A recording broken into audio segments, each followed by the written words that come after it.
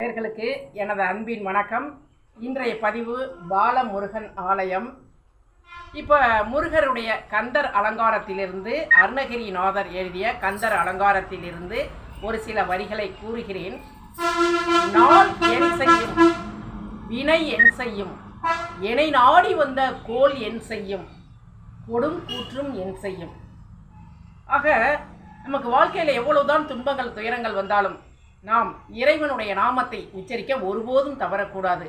என் வாழ்வில் விதி என்னை தொட்ட போதும், விதி விளையாடிய போதும், விதி விட்ட போதும், விதி மீண்டும் பிடிக்கும் பொழுதும், எந்த நிலையிலும் நான் சிவ சிவ என்ற நாமத்தையும், சிவாய நம என்ற பஞ்சாட்சர மந்திரத்தையும், முருகா முருகா என்று அழைப்பதையும் நான் ஒருபோதும் தவறியதில்லை.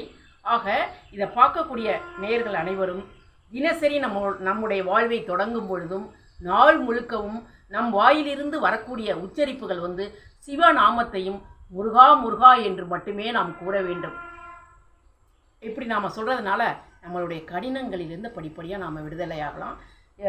வாங்க இந்த ஆலயத்தை ஒரு முறை சுற்றி பார்த்துடலாம். இங்கே தட்சிணாமூர்த்தி, தென்முக கடவுள் தட்சிணாமூர்த்தி வச்சுருக்காங்க.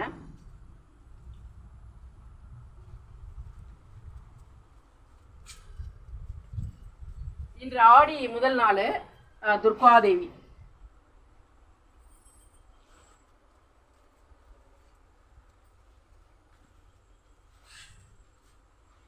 இந்த ஆலயத்தை தனிநபர் சக்திவேல் முருகன் அவங்க இறைவனுடைய அருள் பெற்று, முருகருடைய அருள் பெற்று இயற்கை எழில் சூழ்ந்த இந்த இடத்துல அமைச்சிருக்காங்க.